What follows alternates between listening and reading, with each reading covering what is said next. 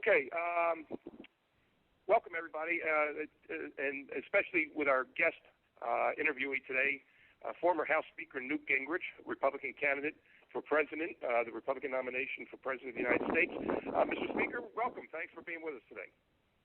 Well, I'm delighted to be with you, and I'm really excited about coming to Las Vegas for the debate in 2 weeks. It's going to be a lot of fun and very, very exciting. Now, I want to talk a little bit about, of course, Contract with America 2.0, but first let's talk a little campaign issues here. Recent polls now show you've moved up to fourth place in a lot of the polls nationally here. Do you really think that Slow and Steady can win this nomination? Can you come back from fourth place and actually pull this off? Well, it's been done by Bill Clinton, for example. It was done by George McGovern. It's been done by a number of people over the years. Actually, there are three polls that came out yesterday in Nebraska, West Virginia, and North Carolina, where I ended up in second place, and Herman Cain is in first place. Now, when you're in a situation where the two front runners with money start falling apart and the people with ideas start growing, I mean, who knows what's going to happen? I think the American people are worried about our future. They're worried about the economy. They're worried about the general direction of the country. And I think they are subjecting candidates to a tougher scrutiny and to tougher questions than we've ever seen in my lifetime. And I think over the next few months they're going to decide who has the substance, who has the vision, who could actually get it done. They're not going to be satisfied with slogans and promises. And I think that makes this different than any election I've seen in my lifetime. You mentioned Herman Cain. He's also a fellow Georgian who also is surging in a lot of these polls. Is it possible that we could see a Gingrich-Cain ticket, and could an all-Georgia ticket actually win a national election? Well, because I technically am registered in McLean, Virginia, constitutionally we could be on the same ticket. Herman's having a great run right now. He's an old friend. We fought Hillary Care back in the early 90s. I appointed him to the Tax Reform Commission when I was Speaker. He's doing a great job. And I think people like the fact that both Herman and I are positive, that we're focused on solutions. We're not playing we're not playing consultant games attacking each other. And I just think this is a year where the narrower and more petty you are and the more negative you are, the more the voters are going to reject you, because the voters are so concerned about the future of the country that they want somebody who's going to be serious about the presidency and not just ambitious. Okay, we haven't seen much of a ground game yet from your campaign here in Nevada. When can we expect to see some boots on the ground? Are you going to aggressively compete in Nevada for its delegates, or has the campaign made a conscious decision that this is probably Mitt Romney's state because of how well he did? Oh no, I don't think Nevada's a Romney state at all.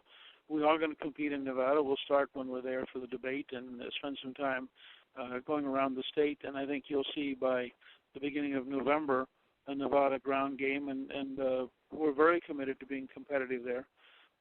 Remember that all of these early states also have proportional representation, so you can pick up voters, you can pick up delegates in lots of places.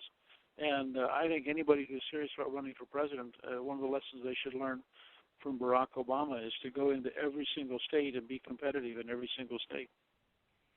Okay, on the Florida situation, with Florida moving up its primary and breaking the RNC rules, it's forced the other four approved early voting states, including Nevada, to move their primaries up, thus jeopardizing losing half of their delegates, even though it was caused by Florida's actions. Do you think that the four early voting states should be penalized the same way that Florida was for moving up in response to Florida's actions? Well, I think that's a decision that the RNC should make, but my instinct is that they should not. Again, that's not. I think that's this Republican National Committee decision. But these are states that have historically occupied those slots. They've been recognized by the Republican National Committee for occupying those slots, and there's no reason why there's some. They were all prepared to go in February, which would frankly have been better for the country. But now we're going to have a much more intense early voting process, and I don't know whether that's good or bad. For the country, I think it makes it a little harder to sort things out. I mean, we're going to come right off of Christmas and be campaigning full time. Okay, back in 1995, when you were still House Speaker, or you just taken over as House Speaker, and going into the 1996 convention, it was pretty well understood that there was no way on God's green earth that Las Vegas would be able to host a Republican National Convention because of a lot of objections by social conservatives. Do you think the attitude has changed among the Republican Party, the electorates, their grassroots activists, that perhaps if you're elected president in 2012, we could look at maybe bringing the Republican National Convention to Las Vegas in 2016? Yeah. Well, I think that would be something people would have to take seriously. Nevada's a great state. You're a state that has a strong military presence. You have a strong mining presence. You have a strong tourism presence. But so there's no reason you should automatically be disqualified from vying for it. I mean, as you know, watching Tampa right now, it's very expensive. And you'd have to decide whether it's worth the effort to get it there. But I would certainly not think you'd be automatically disqualified. But I think people should feel that they have a real opportunity to compete if they want to. A lot of Republican grassroots supporters and conservatives still remember fondly and give you so much credit for leading House Republicans out of the political wilderness back in 1994 with the Contract with America. Now, last week you introduced what has been dubbed Contract with America 2.0. Tell us a little bit about why strategically some people are saying that it's a sequel, and the sequel's never as good as the original. Why introduce 2.0, and tell us a little bit about what's in it? Yeah, it's really not a sequel. The 21st Century Contract with America, all of our listeners can get if they go to newt.org, just my first name.org. So that the initial preliminary document is 27 pages long. It outlines the most profound effort to fundamentally change the direction of Washington since 1932. For 80 years, we've had increasingly liberal judges, increasingly liberal bureaucrats, increasingly liberal news media, increasingly liberal academic world. And this is an outline of what it would take to really fundamentally put America back on the right path towards constitutional limited government, a balanced budget, massive job creation in the private sector, strong national security. And I think people, as they read it, realize that it is a much, much more profound document than they would have expected. And in a way, a much bigger gamble. That this is a willingness on my part to really be very bold in describing how big the change has to be and how I would go about changing it.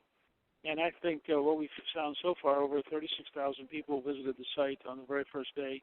There's been a lot of folks downloading the Contract with America, the 21st Century Contract with America. A lot of folks have been watching the video of my presentation of it last Thursday in Des Moines, and we're getting very, very good response to it.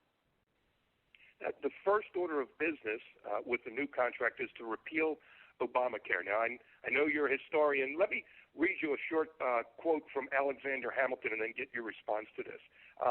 This was something that Hamilton actually wrote, essentially laying out the argument he had to compromise to form a federal treasury. And what he wrote was, whoever considers the nature of our government will see that though obstacles and delays will frequently stand in the way of the adoption of good measures, once adopted, they are likely to be stable and permanent. It will be far more difficult to undo than to do. Is that the situation that this country is facing with Obamacare, that it's gotten its roots in and it's going to be almost impossible to get out? How do we get a repeal of Obamacare, even if you control the White House, without getting a supermajority in the U.S. Senate? Well, if you have 60 votes in the Senate and you have a majority in the House and you have the president, you pass a very straight, simple law that says Obamacare is repealed, and you define the bill you're referring to and you repeal it. And at that point, it's all repealed. There's a lot of management complexity. There's a lot of challenge for the bureaucracy, but it's the act of repealing. It's very straightforward, and that's why I favor a clean, simple, direct repeal. I don't want us to get into a situation where we're confused about what we're doing. I think it's very important that we get it rid of it root and branch, and then figure out what the replacement model is. Knowing how difficult it is to obtain a supermajority in the U.S. Senate, what would be the fallback position if you can't get a clean repeal because you control the White House, the Senate, and the House? Well, I think the fallback would be to repeal everything you possibly can and to starve the rest by not funding it. But my hope is that if we run the right campaign next year, I participated in 1980 in developing the momentum that let us pick up the Senate when nobody thought we would, and I helped, of course, design the 1994 campaign when we swept everything and got the largest one-party increase in turnout in American history. So I think that it's very important to look optimistically and to think we can get 12 or 13 senators, and that would give us the kind of majority we need. But in a worst case, you would repeal everything you could repeal, and then you would simply fail to fund the rest until you wore it out. The second item on the new 21st century contract is talks about job creation. Let me read you something that a local Las Vegas columnist for the Las Vegas Review-Journal wrote about this issue of government creating jobs. He wrote, first, the oft-repeated notion that government does not create jobs is a total myth. Who, pray tell, is fighting our wars? Who comes running when you call 911 to report a fire or burglary? Who teaches your kids in public schools? That's right. Those were government jobs created by the government. How do you respond to something like to that argument? It says it's an argument that government does create jobs. Well, first of all, those jobs all have to be paid for by somebody. So where does the money come from to pay for them? It comes from the private sector. How do you create private sector jobs? You don't do it through bureaucrats. Ronald Reagan had the right formula: cut taxes, cut regulations, develop American energy supplies, and praise and support psychologically those who create jobs, the opposite of class warfare. What was the result? In September of 1983, exactly the same point as Obama right now, Reagan led the American people in creating 1,100,000 new jobs in 1 month. Now, he didn't go out and create them, but he created the environment in which people felt confident, people felt excited, people saw that it was profitable for them to create jobs, and they created 1,100,000 new jobs in 1 month. The Obama strategy of class warfare and bureaucratic socialism led to the creation of 0 net new jobs in August. That's how big the difference can be.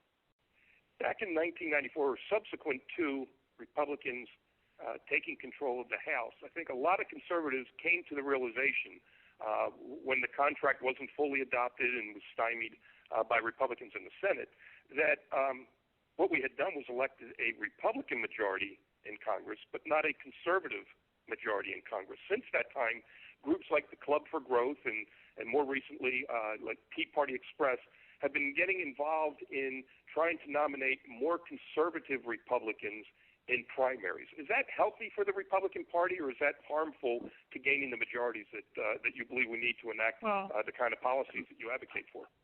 Look, I think if it's an open seat, it's perfectly healthy. I think going out and trying to nominate a solid conservative in an open seat is perfectly reasonable.